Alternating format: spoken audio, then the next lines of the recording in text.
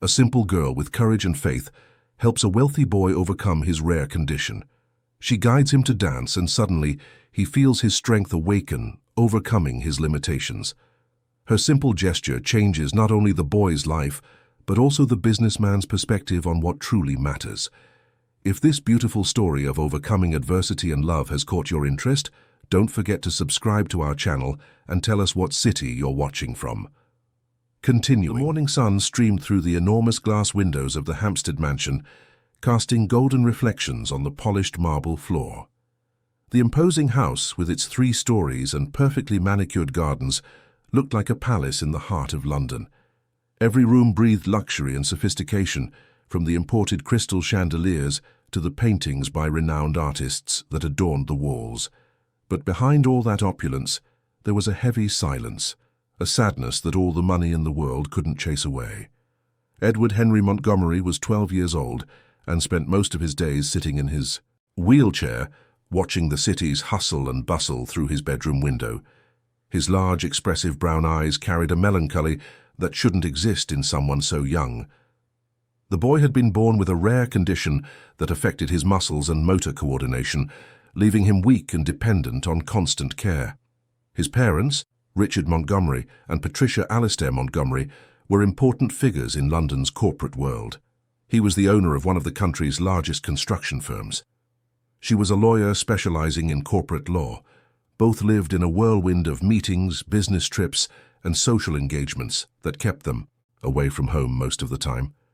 Edward's routine was always the same: wake up, take his medication, have physiotherapy with his private therapist, eat lunch alone while watching cartoons on television, and then spend the rest of the afternoon in his room or the living room, always accompanied by his nurse, Mrs. Celia, a 50-year-old woman who had cared for him since he was a baby. She was affectionate but professional, always maintaining the necessary distance between employee and employer. Edward felt as if he lived in a glass dome, protected from everything and everyone, but also isolated from the real world. That Tuesday morning, as Edward ate breakfast alone at the 12-person dining table, he heard voices coming from the kitchen. It was a different sound than usual, more animated, more alive. For the first time in weeks, he felt curious about something.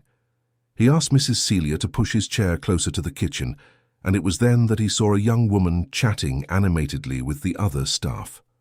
Marina Shaw was 28 years old and had just been hired as a cleaner for the mansion. Her curly hair was tied up in a messy bun, and her dark eyes shone with a contagious energy.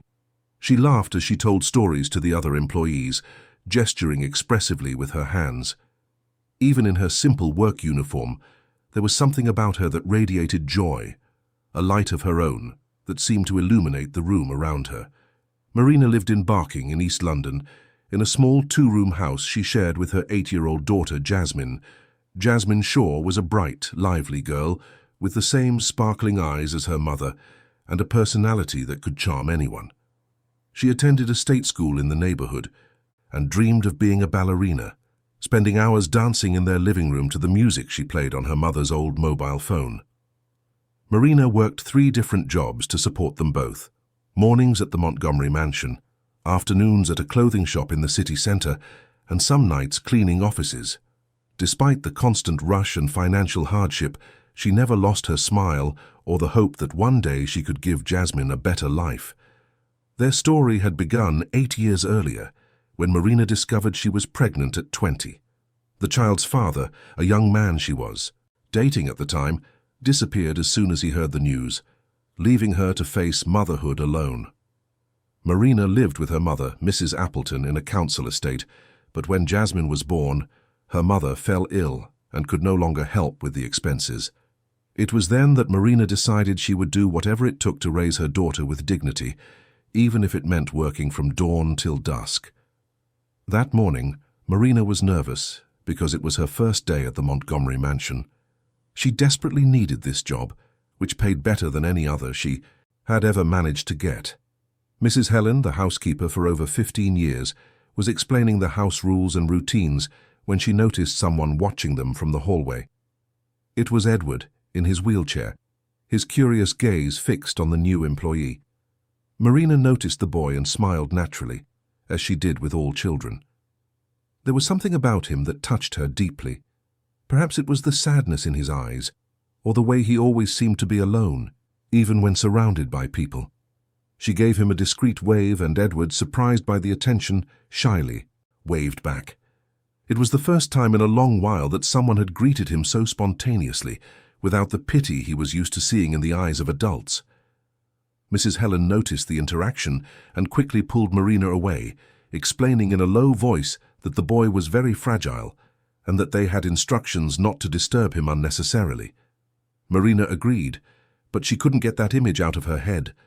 A lonely little boy, lost in a huge house, with everything money could buy, but without the most important thing of all, the genuine carefree company of other children.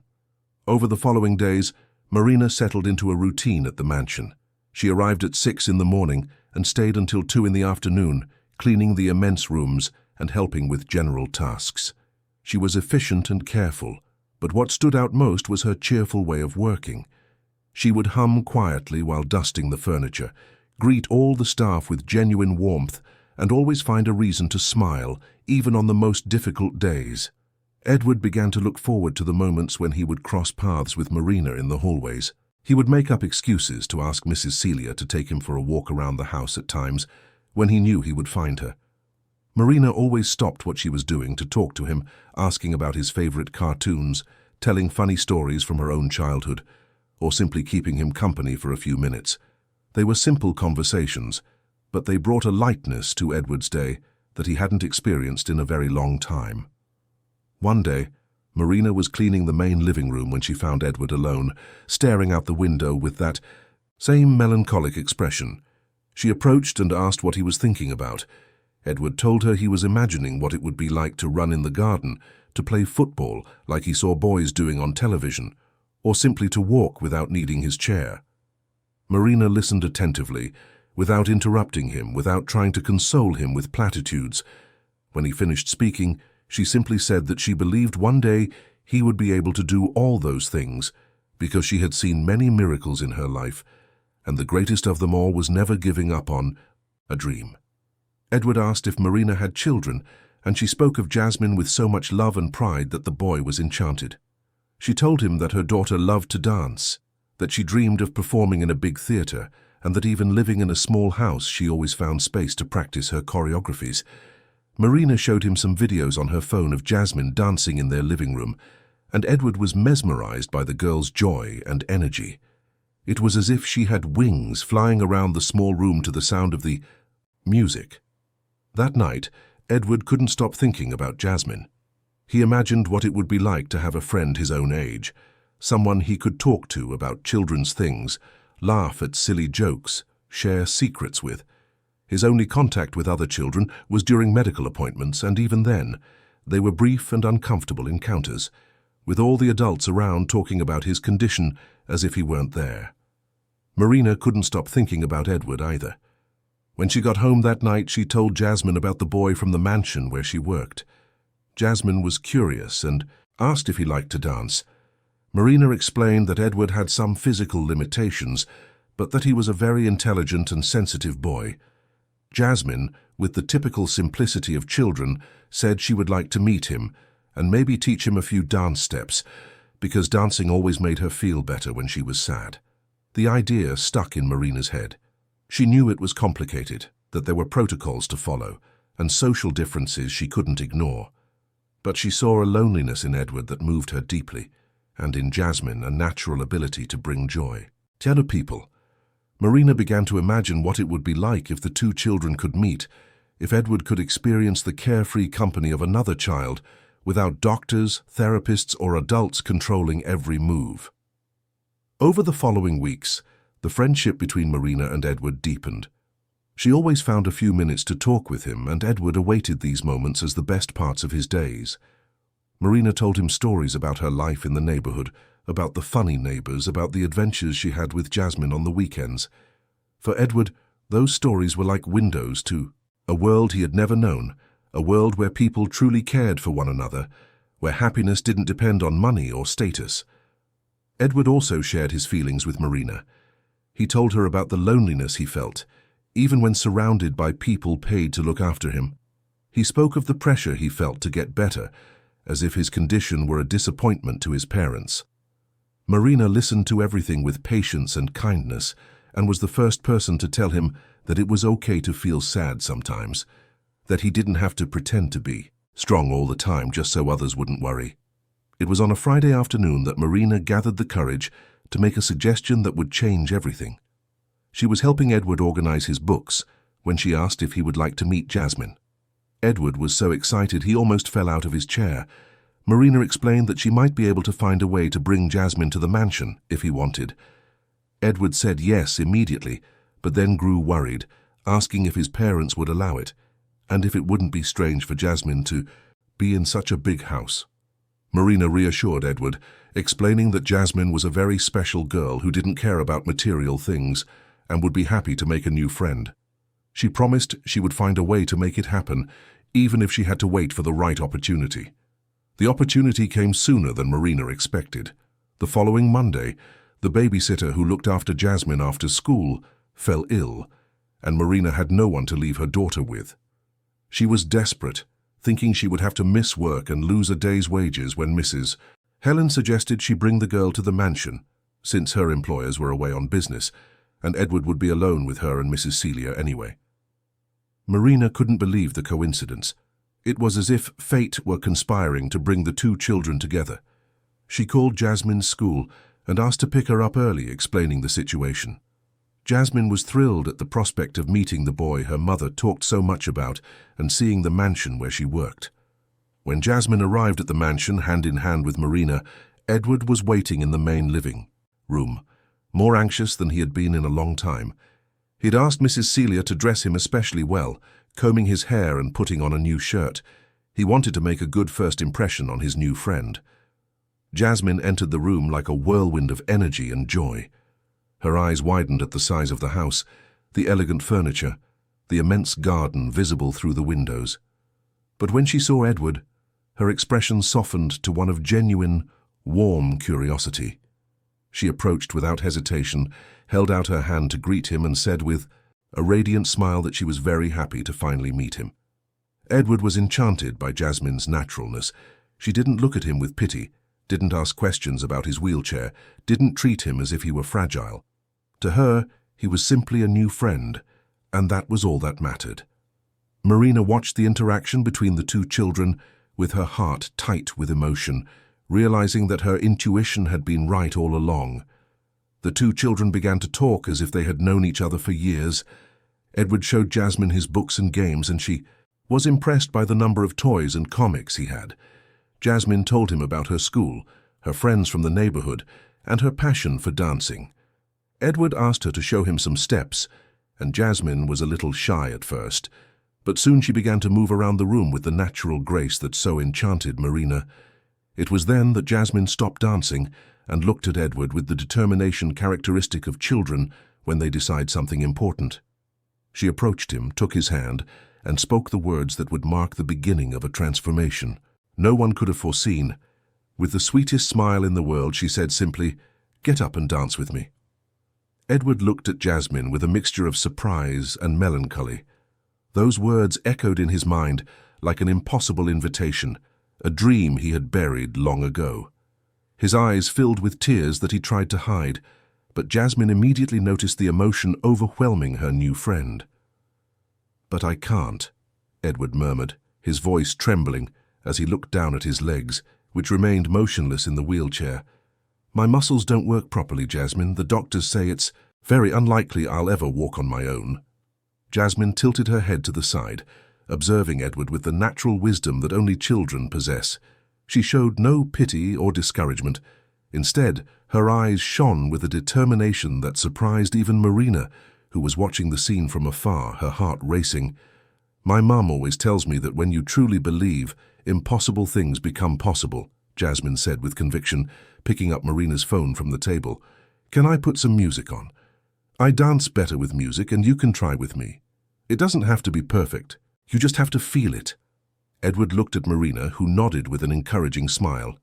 Mrs. Celia, who had remained silent until then, looked worried, but something in Edward's pleading gaze made her take a few steps back, allowing the scene to unfold naturally. Jasmine chose a soft song, a gentle melody that spoke of overcoming and hope. The sound filled the spacious room, creating a magical atmosphere.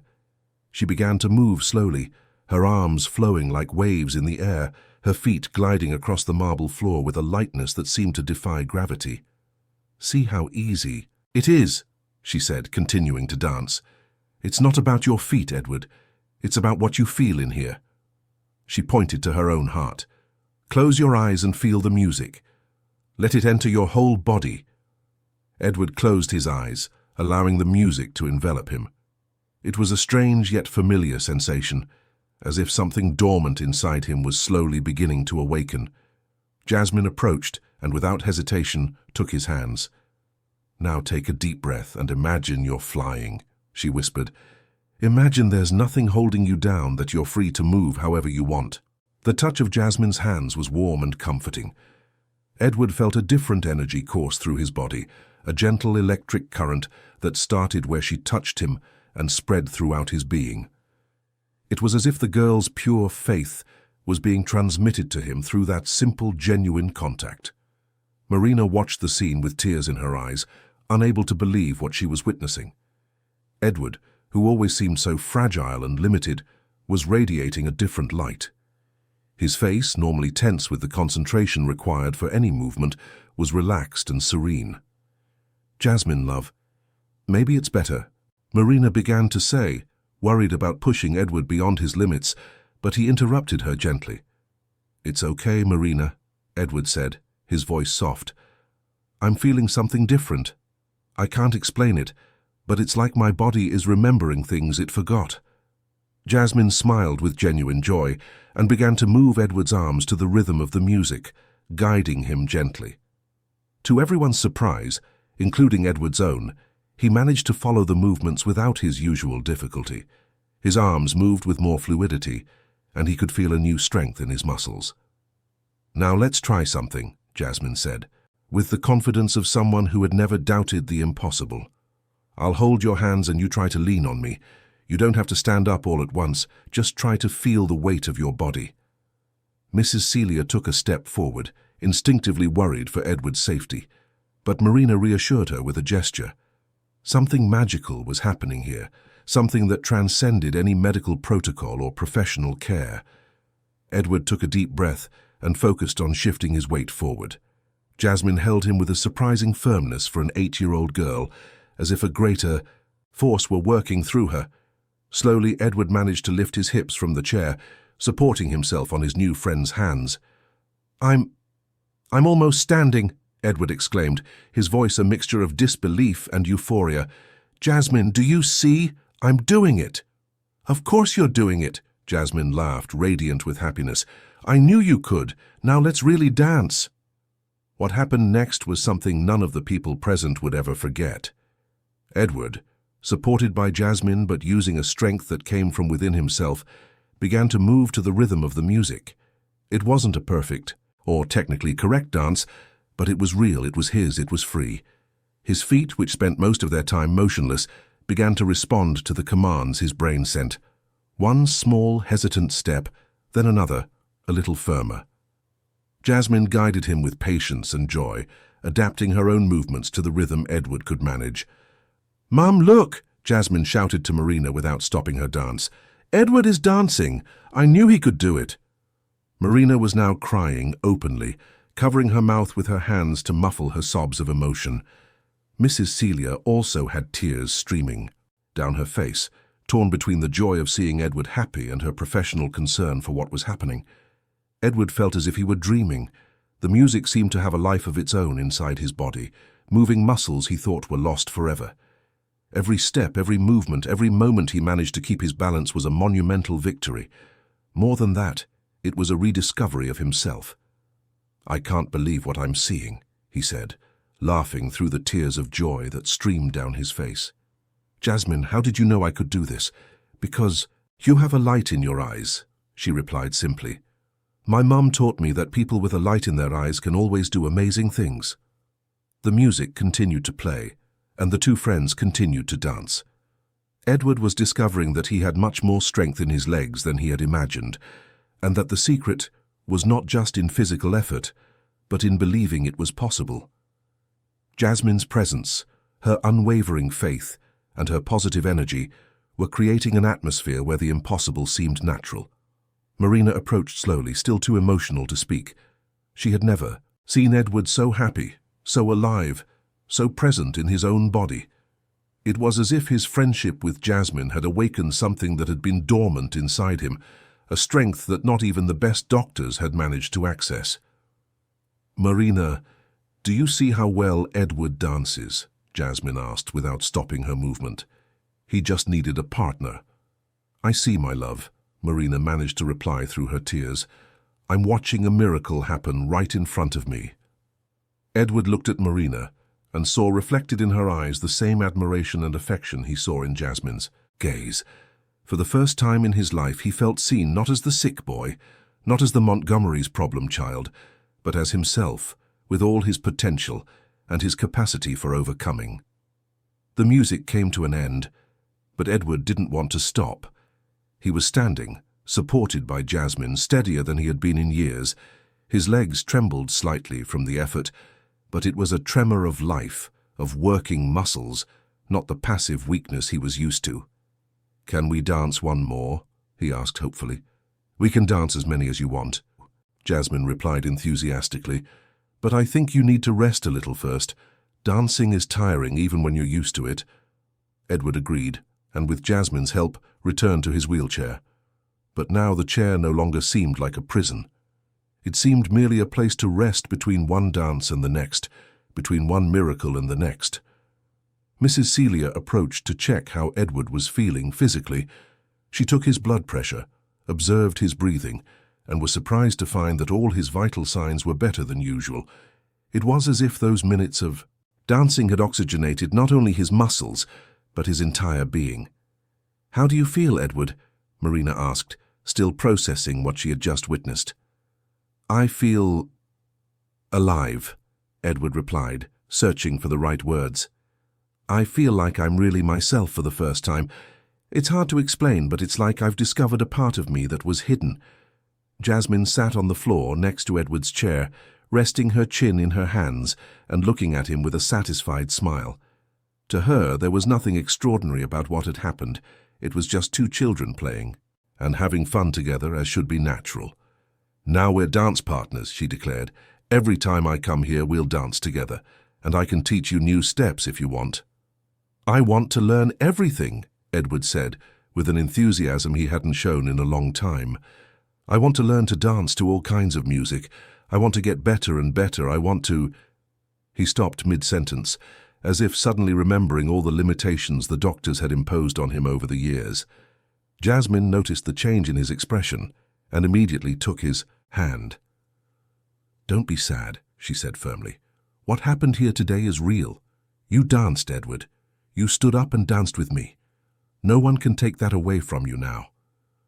Marina knelt beside them, placing a hand on each child's shoulder. She knew this moment was special, that she was witnessing something that would change Edward's life forever, but she also knew they would have to deal with the consequences of what had happened. "Children," she said softly, "what happened today was very special, but you understand that this needs to be our secret for now. Edward's parents. And the doctors might not understand. They might want to do lots of tests and ask questions." Edward nodded, understanding the situation. He was used to adults who didn't believe in his abilities, who always saw limitations before possibilities. But now he had something no one could take from him, the certainty that he was capable of much more than he had imagined. "It can be our secret," Jasmine agreed. "But that doesn't mean we'll stop dancing, right? A secret doesn't mean you stop doing good things." "We'll never stop," Edward promised. "Even if I have to practice alone sometimes, I'll never forget what it feels like to dance, what it feels like to be free." The rest of the afternoon passed quickly. The two children played, talked, and laughed together like old friends.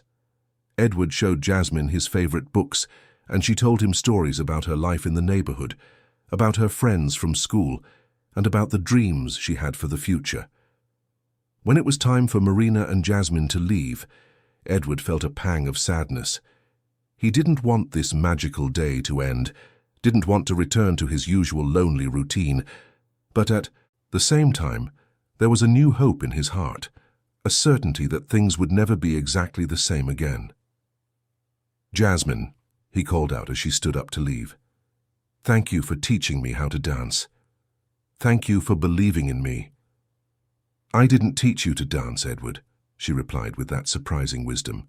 "You already knew how. I just helped you remember." Marina hugged Edward warmly, promising she would be back the next day, and that, whenever possible, she would bring Jasmine with her. Edward returned the hug tightly, feeling grateful to have found not just a new friend, but a family that accepted him exactly as he was. After they left, Edward was alone in the living room with Mrs. Celia. The atmosphere seemed different now, charged with possibility and hope. He looked at the space where he had danced and smiled, knowing that the marble floor would always hold the memory of his first day of true freedom. "Mrs. Celia," he said softly, "do you believe in miracles?" The nurse, who had worked with so many special children over the years, looked at Edward with tenderness. She had seen many things in her profession, but never anything like what she had witnessed that afternoon. "After what I saw today, Edward, I believe that miracles happen when we least expect them," she replied. "And sometimes they come in the form of a sincere friendship." Edward nodded and closed his eyes, mentally reliving every moment of the dance with Jasmine. In his legs, he could still feel the echo of the movements, the memory of muscles working in harmony. It was a sensation he would carry with him forever, the physical proof that there was much more inside him than any medical diagnosis could define. That night, for the first time in years, Edward fell asleep smiling, dreaming that he was dancing on a huge stage, free and happy, while an entire audience applauded his courage to never stop believing in the impossible. The days following that magical encounter brought a quiet but profound transformation to Edward's life. He woke up every morning with a different energy, an anticipation he hadn't felt in a long time. During his physiotherapy sessions with Dr. Carmen, the therapist noticed a significant improvement in his disposition and muscle strength. But Edward didn't reveal the real reason behind this change. Marina returned to work the next morning, her heart still racing from the emotions of the previous day. She had barely slept, constantly replaying the image of Edward dancing with Jasmine, the pure joy on the boy's face, the natural way her daughter had believed in the impossible. Part of her still wondered if it had really happened, if it hadn't just been a very vivid dream. "Marina!" Edward called out as soon as he saw her enter the main living room. The use of her first name had become natural between them, creating an intimacy that transcended social differences. "Did you sleep well? I dreamed we were dancing again, all of us together." Marina smiled, her heart warming at Edward's enthusiasm. "I did, dear. And you, how are you feeling today? Are your legs not sore after yesterday?" "No. In fact, I feel like they're stronger," Edward replied, moving his legs in the chair with more ease than usual. "It's like they woke up with me."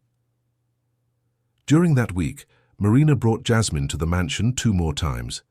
Mrs. Helen had authorized it, seeing that the girl's presence made Edward visibly happier and more animated. The 2 children created their own routine. First they would talk and play, then they would always end up dancing in the main living room. With each meeting, Edward showed more progress. He could stand for longer periods, his movements became more fluid and coordinated, and most impressively of all, he was radiating a confidence he had never shown before. Jasmine, for her part, was delighted to have found a friend who shared her passion for dance, someone who understood the magic of expressing oneself through movement. "You know, Edward," Jasmine said during one of their afternoons together, "you dance better than some of the boys at my school who don't have any problems at all. You have rhythm in your heart." Edward blushed at the compliment. No one had ever told him he was good at a physical activity. All his life he had only heard about limitations, about things he couldn't do. Jasmine was showing him a world where his abilities mattered more than his difficulties. It was on a Thursday afternoon that the situation took an unexpected turn. Richard Montgomery, Edward's father, came home early from a cancelled meeting. He entered the mansion expecting to find his son in his usual routine of studies and physiotherapy, but was surprised by sounds coming from the main living room, music and laughter. Richard walked silently towards the sound and stopped at the entrance to the room, completely stunned by what he saw. His son, Edward, was on his feet, supported by a girl he didn't know, moving to the rhythm of a gentle tune. These weren't just hesitant or therapeutic movements. Edward was actually dancing, with a smile on his face that Richard hadn't seen in years. "What is going on here?" Richard asked, his voice cutting through the air and making the music stop abruptly. Edward was so startled that he lost his balance, quickly caught by Jasmine. Marina, who had been watching from a distance, rushed to help the children, her heart pounding at the sudden arrival of her employer. "Dad!" Edward exclaimed, trying to hide his nervousness. "You're home early." Richard observed the scene with a mixture of confusion and concern. He saw Marina helping Edward sit back in his chair, an unknown girl beside his son, and Mrs. Celia trying to explain the situation with nervous gestures. "Marina, can you explain to me who this child is and why my son was exerting himself like this without medical supervision?" Richard asked, his voice laden with corporate authority. Marina took a deep breath, knowing this moment would eventually come. "Mr. Montgomery, this is my daughter, Jasmine. She came with me because I had no one to look after her today, and she and Edward have become friends. They were just playing—" "Playing?" Richard interrupted, looking at Edward with concern. "Edward, you know you're not supposed to do strenuous physical activity without medical supervision. What if you had hurt yourself? What if something had happened to your clinical condition?" Edward felt every word like a stab. The reality of his condition, which he had momentarily forgotten in the arms of his friendship with Jasmine, came rushing back. He lowered his head, feeling the familiar shame of being seen as fragile and problematic. Jasmine, however, didn't understand the tension in the air. To her, what was happening was simple.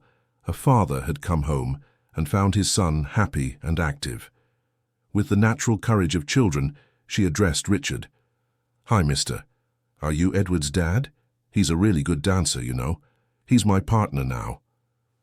Richard was taken aback by the girl's naturalness.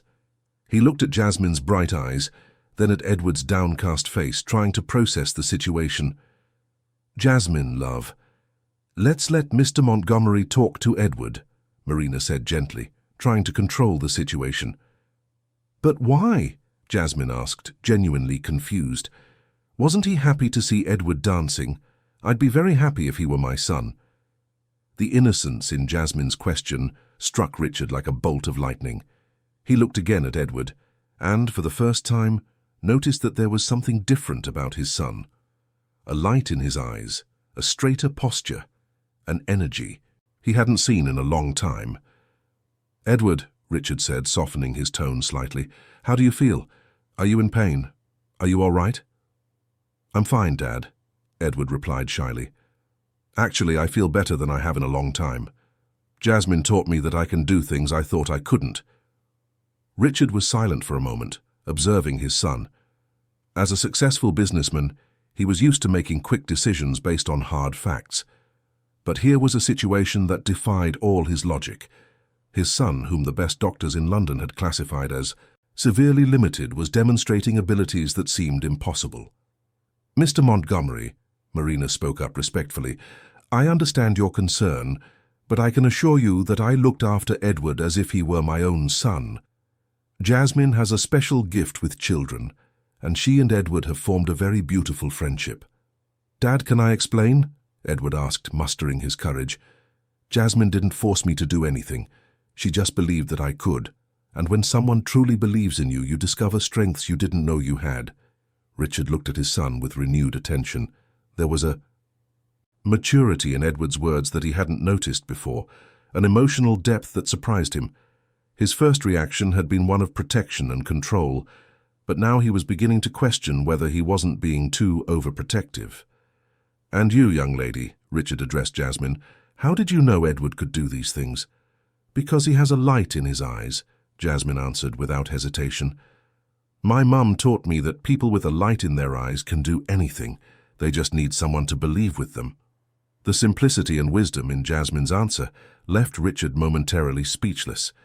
He looked at Marina, trying to understand what kind of upbringing had created a child with such a perspective on life.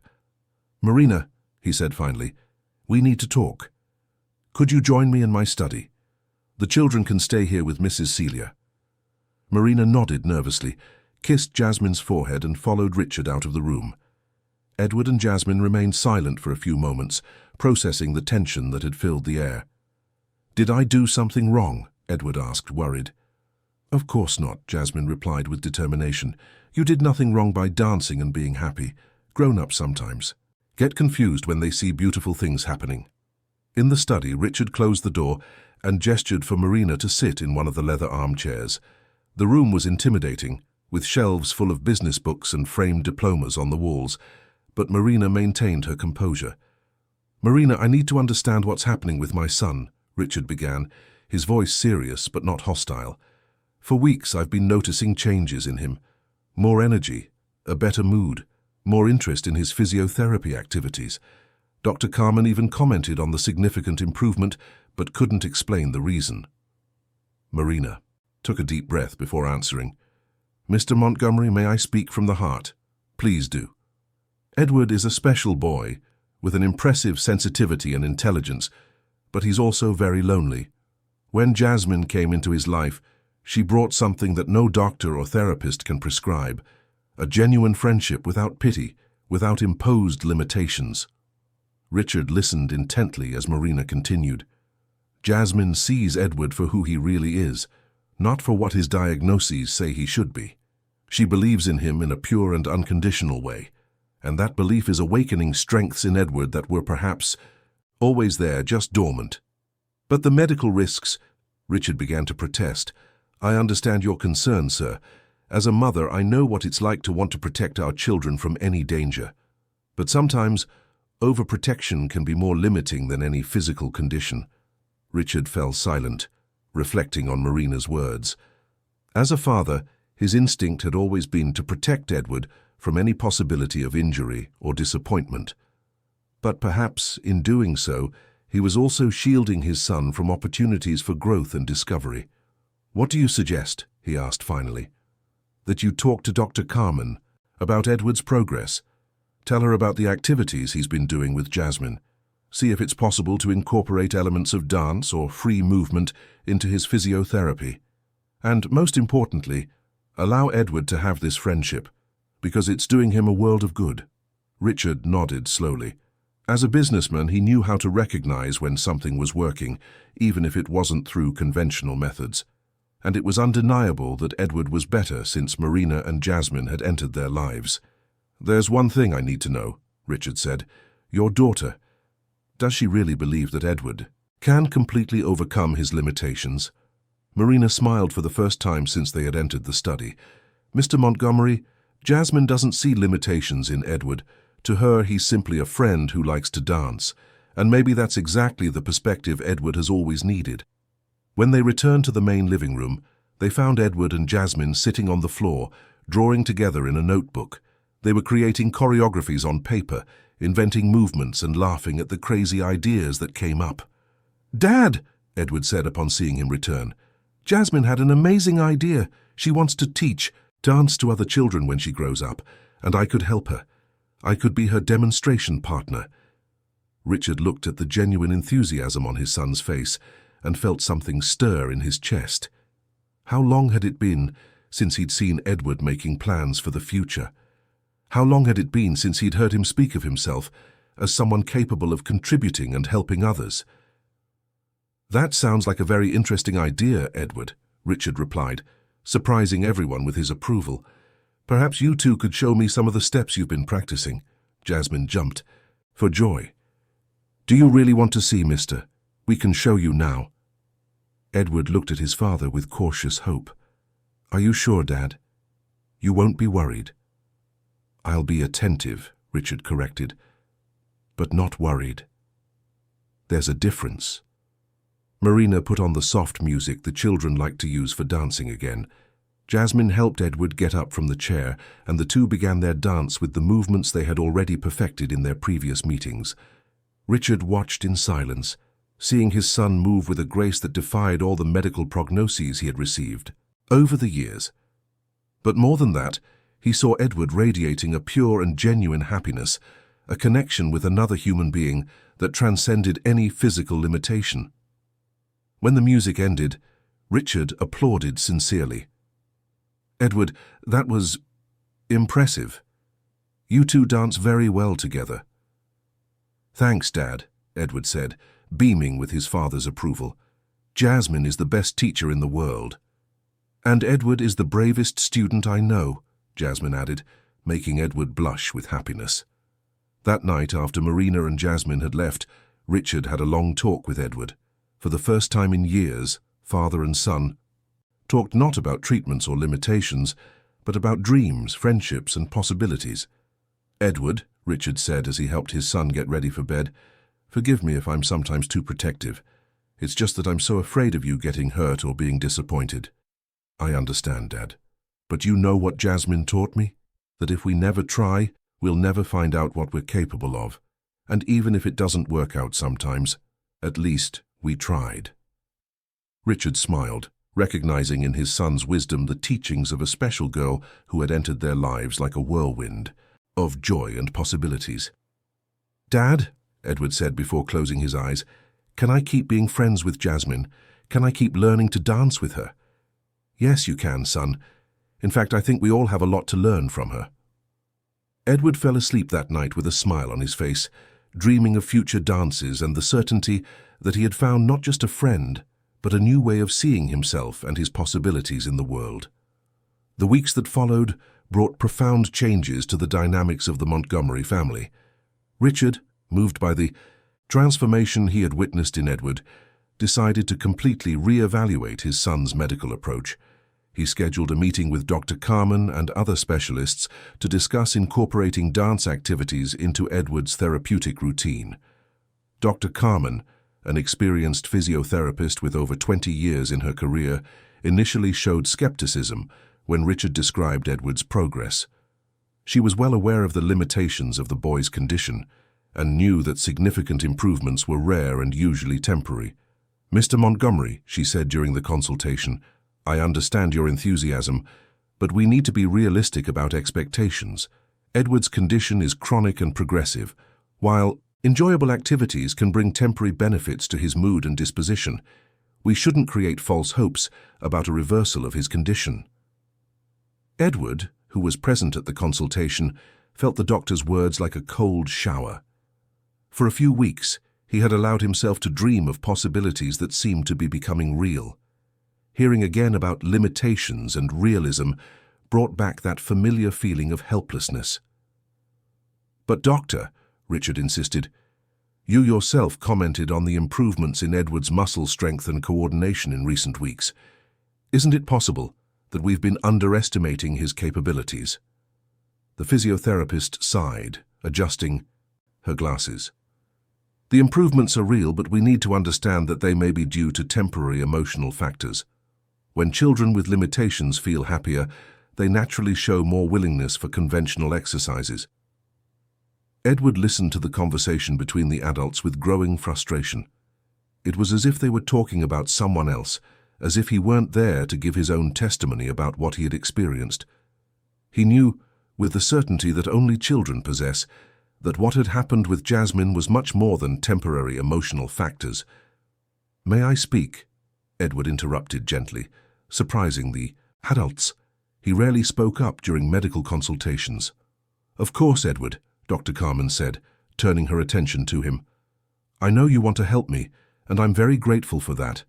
But when I dance with Jasmine, it's not just that I feel better. I can actually do things I couldn't do before. My muscles respond differently, my balance improves. I feel strength in my legs. It's not my imagination, doctor. It's real." The conviction in Edward's voice made Dr. Carmen pause. In her many years of practice, she had learned to listen to her patients, especially children, who often perceived things that tests couldn't detect. "Edward, can you show me some of the movements you've been doing?" she asked, deciding to take a more practical approach. Edward looked at his father, who nodded encouragingly. Without music or Jasmine's inspiring presence, Edward focused on reproducing some of the dance exercises he had learned. With visible effort but unshakable determination, he managed to get up from his chair and perform a few basic steps. Dr. Carmen observed attentively, noticing aspects she hadn't expected.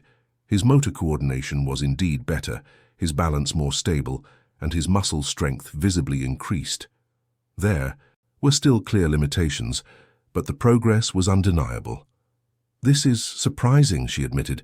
"Edward, how do you feel after these exercises?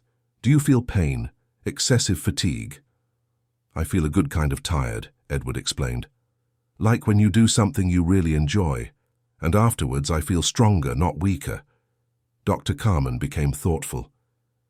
"Mr. Montgomery, would it be possible for me to meet this girl who has been working with Edward? I'd like to better understand the methodology she's using, even if it's intuitive." And so a few days later, Jasmine found herself in the most sophisticated physiotherapy clinic in London, surrounded by medical equipment and specialized professionals. She was a little nervous, but the presence of Edward and Marina reassured her. "Jasmine," Dr. Carmen said in a gentle voice, "Edward told me you've been teaching him some very special things. Can you show me how you do it?" Jasmine looked at Edward and smiled. "We don't do anything complicated, Doctor. We just dance together and have fun. Want to see?" What happened next left all the professionals present speechless. Jasmine put on a soft song on Marina's phone and, with her usual naturalness, called Edward to dance. But this time, observed by trained clinical eyes, Edward's transformation was even more impressive. Dr. Carmen observed how Jasmine intuitively guided Edward through movements that were, in fact, advanced therapeutic exercises disguised as dance. The girl, without any formal training, was applying principles of neuroplasticity, sensory stimulation, and muscle strengthening in a playful and effective way. "Extraordinary," murmured one of the other specialists present. "The child is applying techniques that take us years to master, but in a completely natural way and adapted to the patient's specific needs." After the demonstration, Dr. Carmen spoke at length with Jasmine, asking questions about how she decided which movements to teach, how she perceived when Edward was tired, how she adapted the exercises according to his progress. "It's simple," Jasmine explained. "I feel when he's happy or sad, when he's strong or weak. And dancing is like a conversation between two people. When one person is tired, the other helps more. When they're strong, they do harder things together." Jasmine's intuitive wisdom deeply impressed the medical team. They realized they were witnessing something rare, a child with a natural ability to perceive and respond to the physical and emotional needs of others, instinctively creating an ideal therapeutic environment. "Mr. Montgomery," Dr. Carmen said at the end of the session, "I'd like to propose something unprecedented. What if we created a physiotherapy program that incorporates elements of dance, with Jasmine participating as a therapeutic assistant?" Richard was surprised by the proposal. "Are you suggesting that an 8-year-old child work alongside professional physiotherapists?" "I'm suggesting that we recognize that sometimes healing comes from places that traditional medicine doesn't explore. Jasmine has something that can't be taught in universities, a pure, intuitive connection with Edward's needs. That, combined with medical knowledge, could create a revolutionary, therapeutic program." Edward and Jasmine looked at each other with barely contained joy. The possibility of making their friendship and collaboration official was more than they could have dreamed of. Marina, who had remained silent throughout the discussion, finally spoke up. "Doctor, that would be wonderful, but I must be honest. I work 3 jobs to support Jasmine.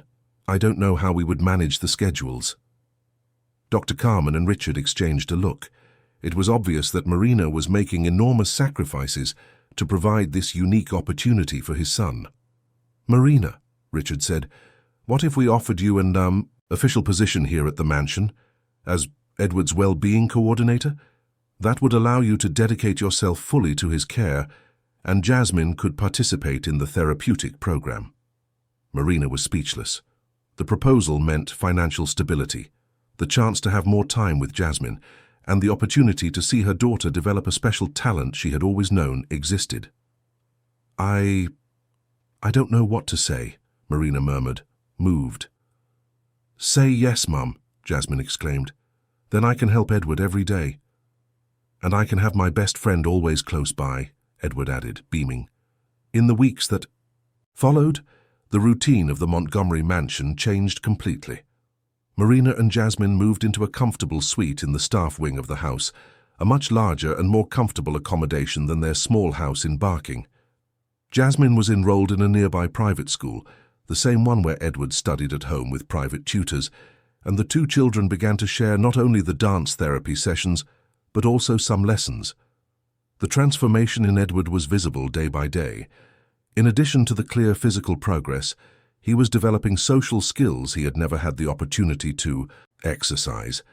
He learned to share, to resolve conflicts, to genuinely care for someone other than himself. Jasmine, for her part, flourished in the new environment. The private school offered ballet and modern dance classes, and she absorbed the teachings with a thirst for knowledge that impressed her teachers. But she never forgot to adapt everything she learned, to include Edward in her practices. One afternoon, while the two children were rehearsing a new choreography in the main living room, Patricia, Edward's mother, arrived from one of her business trips. She had been away for almost a month, closing important contracts in other parts of the country, and had not witnessed the revolution that had taken place in her son's life. Patricia entered the house expecting to find the usual quiet, controlled environment, but was greeted by sounds of music and laughter coming from the main living room. Her first reaction was one of irritation. Who was making noise in her house? When she reached the living room, Patricia was completely stunned. Edward was on his feet, holding the hands of a girl she didn't know, the two of them moving in an elaborate and harmonious choreography. Her son, whom she had always seen as fragile and limited, was radiating energy and joy. "Edward," she said, her voice a mixture of surprise and confusion, "what are you doing?" The music stopped abruptly. Edward looked at his mother with a mixture of joy at seeing her and nervousness at her reaction. Jasmine, sensing the tension in the air, positioned herself protectively beside her friend. "Hi, Mum," Edward said, trying to keep his tone cheerful. "You're back. This is Jasmine, my best friend. We were rehearsing our new choreography."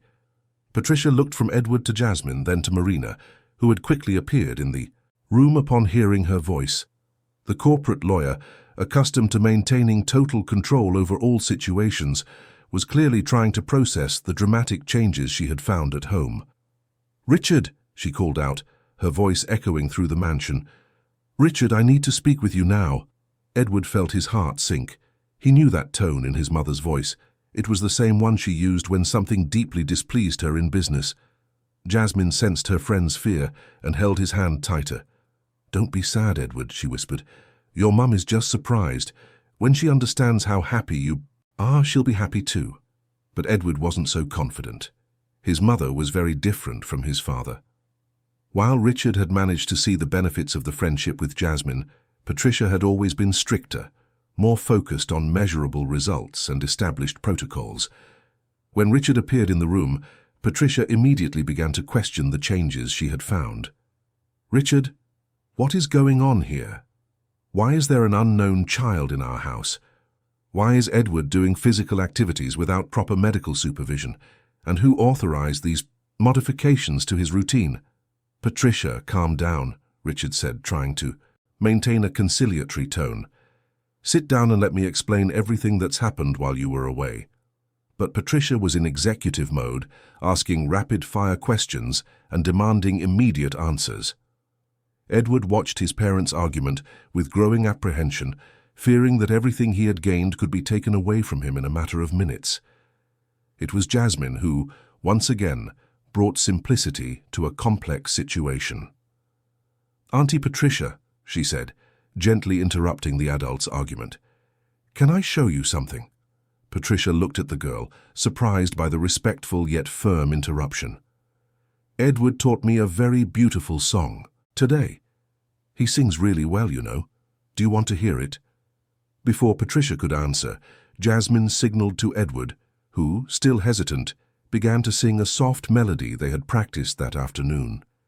It was a song about friendship and dreams, and Edward's clear, in-tune voice echoed through the room. As he sang, Edward slowly rose from his chair, leaning on Jasmine, and began to move gently to the rhythm of the song. It wasn't an elaborate dance, but it was coordinated, harmonious, and above all expressed with a genuine happiness that Patricia had never seen in her son. When the music ended, Patricia had tears in her eyes. For the first time, she saw Edward not as her sick son, but as a complete, talented and capable child. And she saw in Jasmine not an intruder in her home, but the person who had awakened in Edward a version of himself she never knew existed. Patricia remained silent for long moments after Edward and Jasmine's performance. Her tears fell quietly as she processed not only what she had seen, but all the emotions that scene had stirred within her. As a mother, she had always loved Edward unconditionally, but as a practical executive, she had focused so much on finding medical solutions that she had forgotten to seek her own son's happiness. "Edward," she said, her voice choked with emotion, approaching the chair where he had sat down again. You were singing and dancing. When did you learn to do that?" Edward looked at his mother cautiously, trying to decipher if she was happy or angry. "Jasmine taught me, Mum. She said everyone has a song inside their heart. They just need to find a way to let it out." Patricia looked at Jasmine, truly seeing the girl for the first time. There was something special about that child, an inner light she recognized as rare and precious. It was the kind of purity and wisdom she herself had lost somewhere in her adult life, between endless meetings and corporate decisions. "Jasmine," Patricia said softly, kneeling down to be at the girl's height. "Thank you for taking such good care of Edward. Thank you for helping him find that song." Jasmine smiled with that spontaneity that won everyone over. "The song was always there, Auntie Patricia. Edward was just too shy to let it show. But now he's not shy about being amazing anymore." Jasmine's simple words struck Patricia like a revelation. How many times had she herself suppressed aspects of her personality to fit the expectations of the corporate world? How many times had she taught Edward to hide behind his limitations instead of celebrating his abilities? "Richard," Patricia said, turning to her husband, "I need to understand everything that's happened, all the changes, all the progress. But first," she paused, looking at Edward again, "first I want to apologize to my son." Edward was surprised. His mother rarely apologized for anything, always so sure of her decisions and positions. "Mum," he said uncertainly. Patricia knelt beside Edward's chair, taking his hands in hers. "Edward, forgive me for being away so much. Forgive me for focusing so much on trying to fix you that I forgot to celebrate who you really are. Seeing you now, seeing your joy and your talent, I realize you never needed to be fixed. You just needed to be seen and loved exactly as you are." Edward felt tears well up in his eyes. These were words he had waited his whole life to hear from his mother, an acceptance that went beyond tolerance or protection. It was genuine admiration for who he was becoming. "I love you, Mum," he said, leaning in to hug her. "And I want you to get to know Jasmine better. She's the most special person in the world." Patricia hugged her son tightly, feeling as if she were truly getting to know him for the first time. When they separated, she looked at Jasmine and Marina, who had been watching the emotional scene with respectful discretion. "Marina," Patricia said, standing up, "Richard told me about the changes in our family routine. I confess my first reaction was resistance. I'm not good with changes I don't plan. But seeing Edward now, seeing the transformation in him, I can only feel gratitude for what you've done for our family." Marina was moved by Patricia's sincerity. "Mrs. Montgomery, Jasmine and I only did what anyone would do. We offered genuine friendship. Edward had it all inside him. He just needed someone to believe." "And you believed when we, his own parents, had doubts," Patricia admitted. "That teaches us a lot about parenting, about faith, about the importance of seeing possibilities where others see only limitations." In the days that followed, Patricia made a decision that surprised everyone. She completely reorganized her work schedule to spend more time at home. She delegated important projects to trusted partners and established clear boundaries between her professional and family life, something she had never done before. "I lost the first 12 years of my son's true personality," she explained to Richard. "I don't want to miss another moment of his journey. Patricia began to actively participate in Edward's dance therapy sessions.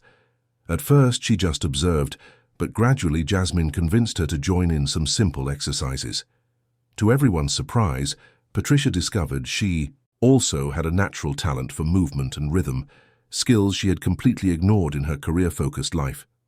"Auntie Patricia dances almost as well as Edward," Jasmine declared, after a particularly fun session where the whole family had participated. "You have the same elegant way of moving," Edward beamed at the comparison. Seeing his mother participating in his activities, acknowledging his talents, and even discovering her own, was more than he could have dreamed of. The transformation in the Montgomery family did not go unnoticed by the professionals who monitored Edward. Dr. Carmen was impressed not only by the boy's continuous physical progress, but also by the emotional and social development he was showing. "Edward is demonstrating leadership skills, empathy, and communication abilities that we rarely see in children with his medical history," she reported during a consultation. Jasmine's presence and the renewed family stability are creating an ideal therapeutic environment.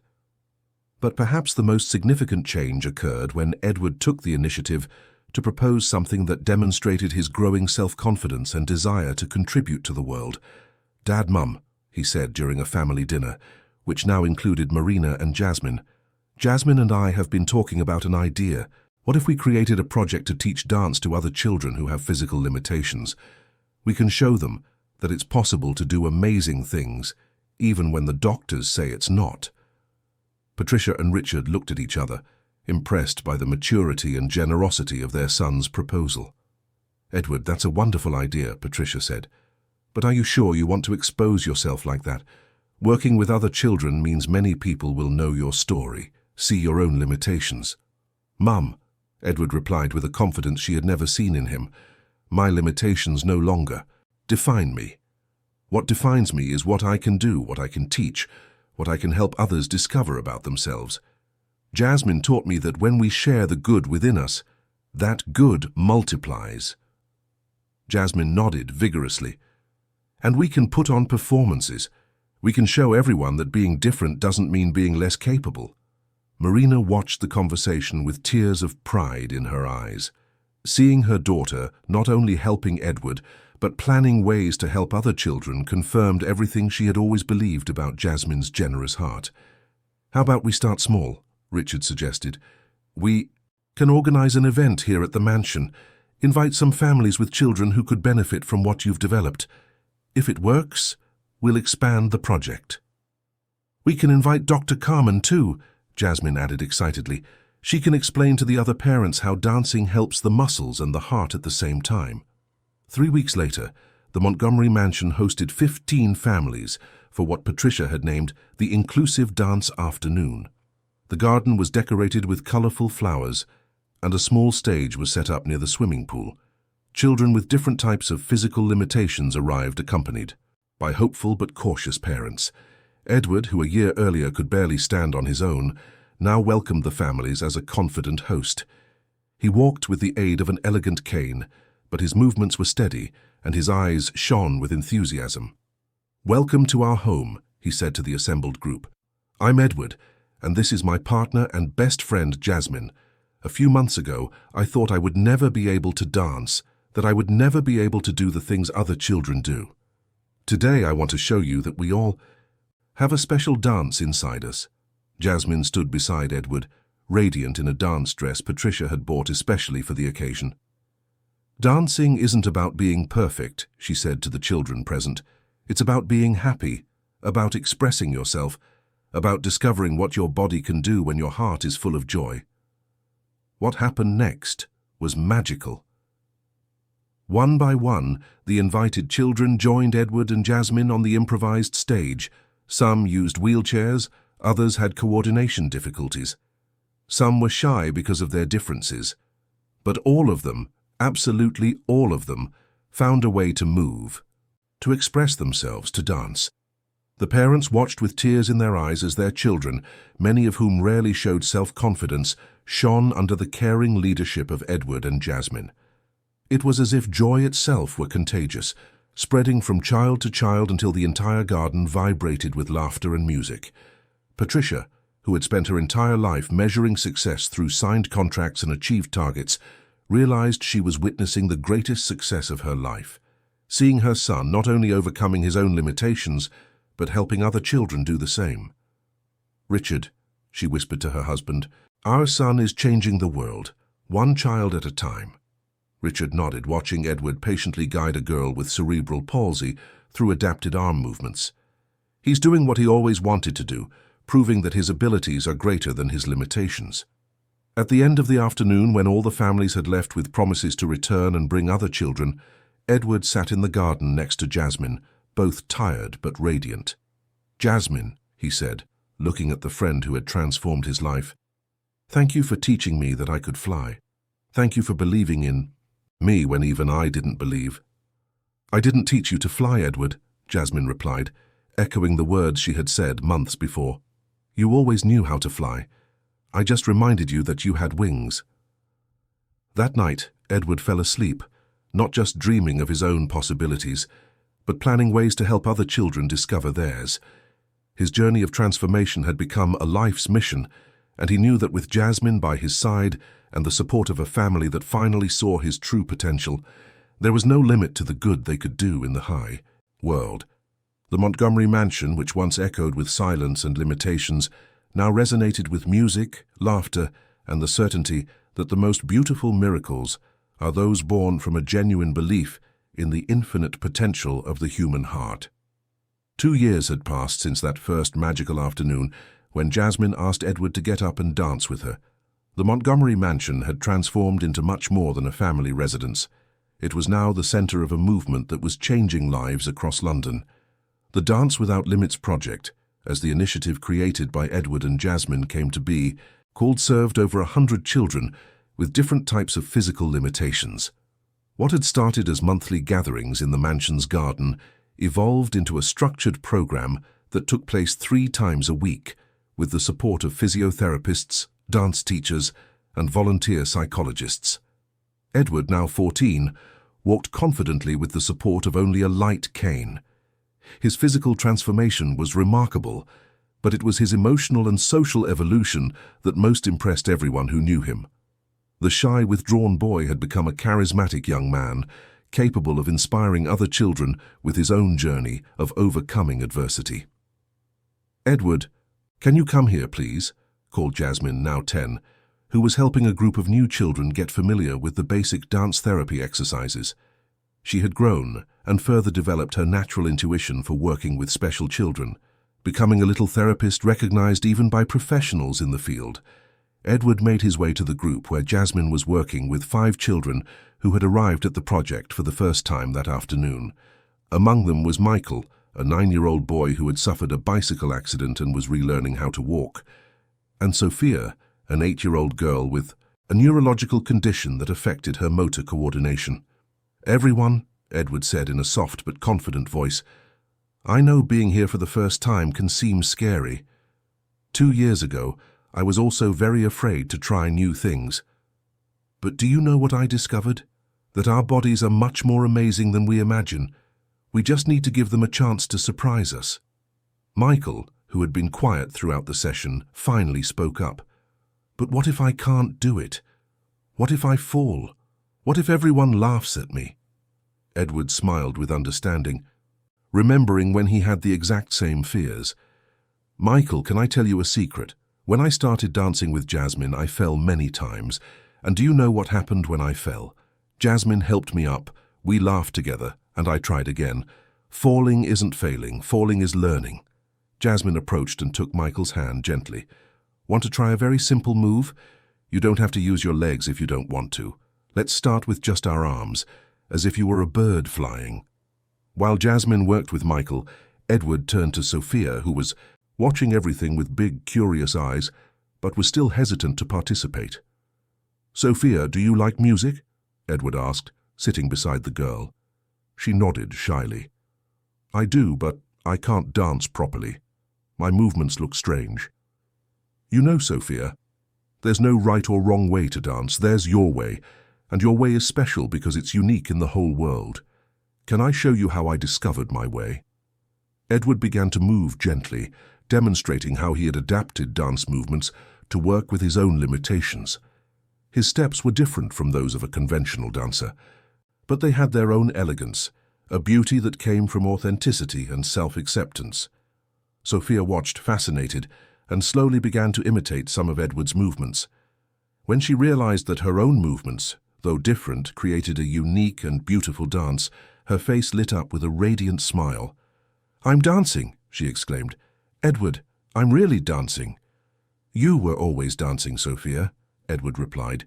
"You just needed to discover the music that was playing inside you." On the other side of the hall, which had been specially adapted for the project, Marina watched the scene with her heart overflowing with pride.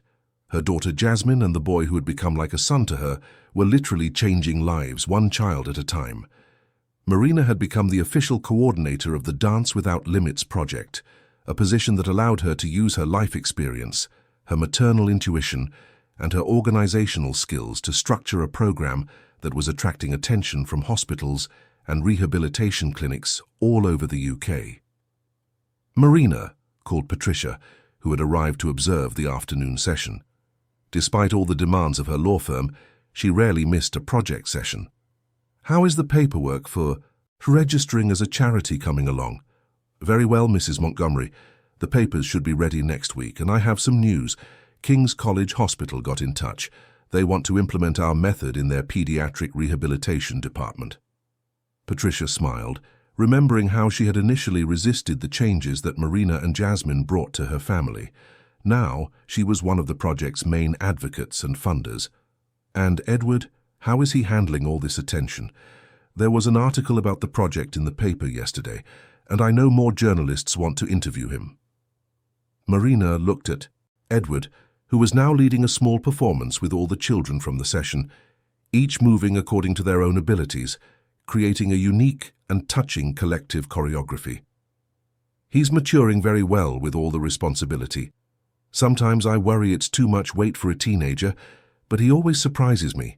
Yesterday he told me he wants to study physiotherapy so he can professionally help the children in the project when he grows up." At that moment, Richard arrived at the hall accompanied by a delegation that included Dr. Carmen, 2 television journalists, and a representative from the Department of Health. The Dance Without Limits project was gaining national recognition, and there was a possibility of it being implemented in other cities across the country. "Edward, Jasmine," Richard called when the session came to an end, "we'd like to talk to you for a special feature on the project."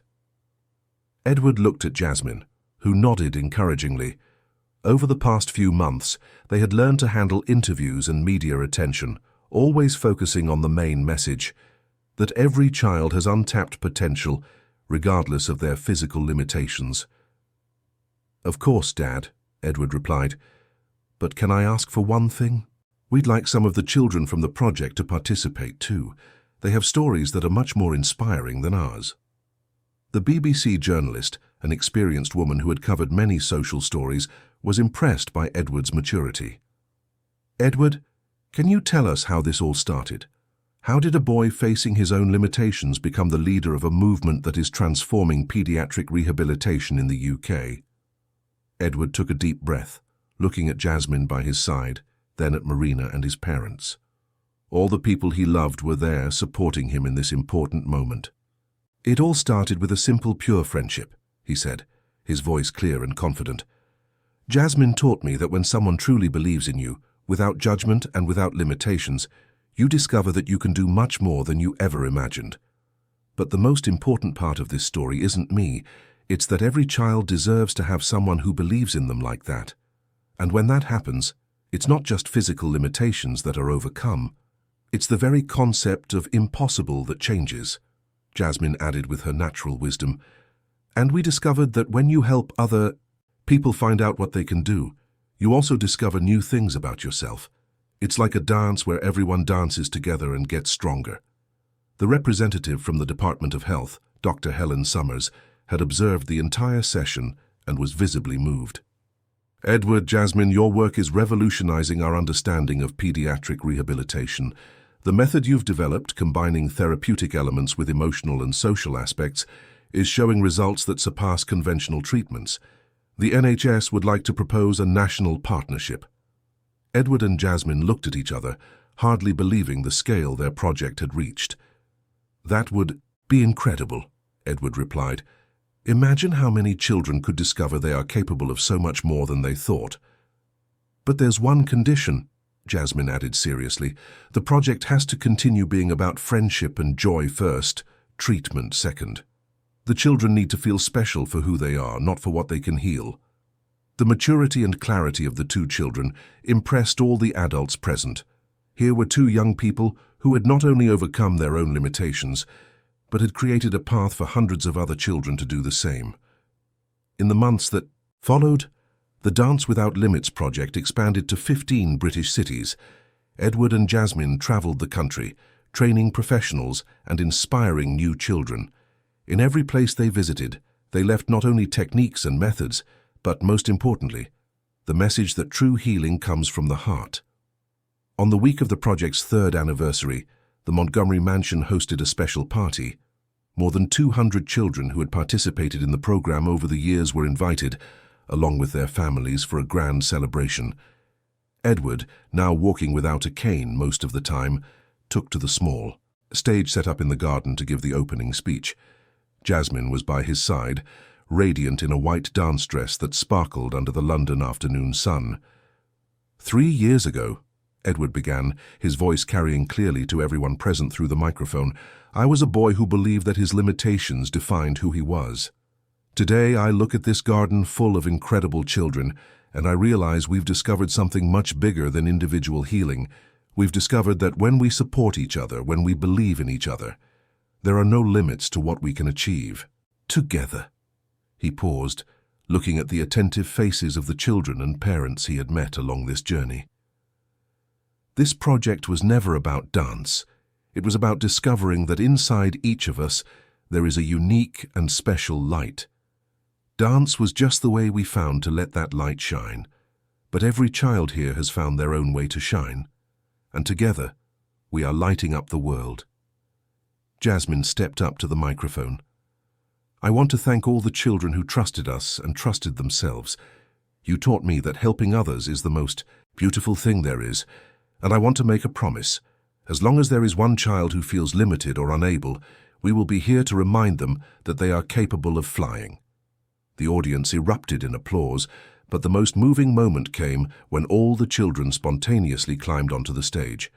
With no prior organization, no rehearsed choreography, they began to move together, each in their own way, creating a collective performance that was a pure expression of joy and freedom. Edward and Jasmine positioned themselves in the center of the group, not as leaders, but as part of a larger family they had helped create. As they danced, Edward looked at the audience and saw his tears of joy reflected in the eyes of Marina, Patricia, and Richard. He saw Dr. Carmen recording everything on her phone, probably to show at medical conferences. He saw dozens of families who had found hope and transformation through the project, but most of all, he saw hundreds of children dancing freely, each one celebrating their own unique abilities, proving that there are no limitations when there is love, support, and belief in human potential. When the music ended and applause spread through the garden, Edward held Jasmine's hand and whispered, "Thank you for teaching me how to fly, best friend. Thank you for teaching me that helping others fly is even more beautiful than flying alone," she replied. That night, when all the guests had left and the family was gathered in the living room where it all began, Edward stood up from his chair, which he now used only occasionally, and made an announcement that surprised everyone. "Family," he said, "I want to share a decision I've made. Next year, when I turn 15, I want to start studying physiotherapy through a vocational course. I want to become a professional in what I already do for love. And I want the Dance Without Limits project to always have someone who truly understands what it's like to overcome limitations because they've been through it." Marina began to cry with emotion. Patricia and Richard looked at each other with indescribable pride. Jasmine jumped for joy. "And I'm going to study special education," Jasmine announced. "I want to learn everything about teaching special children, so I can be the best partner for Edward." At that moment, looking at these two extraordinary children who had transformed not only their own lives, but those of hundreds of other families. Everyone understood that they had witnessed something much greater than a personal story of overcoming. They had witnessed the birth of a new way of looking at human limitations, an approach that saw capabilities where others saw impossibilities, a method that understood that the deepest healing comes not from isolated treatments, but from genuine human connections. Edward fell asleep that night, no longer dreaming of overcoming his limitations, because he had discovered that they had never really been limitations. They were just starting points for extraordinary discoveries. And he knew that alongside Jasmine, and with the support of a family that had learned to see infinite possibilities, he would continue transforming lives forever.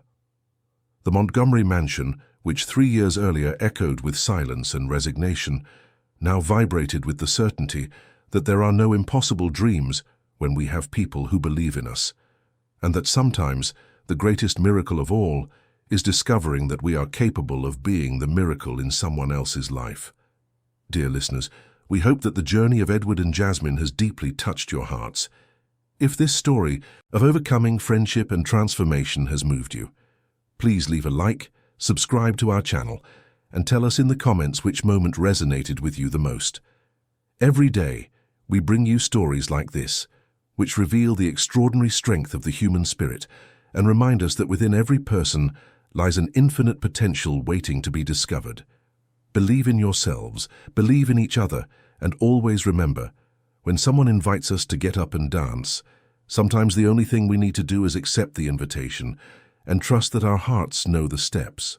We'll see you in the next episode, with more stories that celebrate the beauty of being human.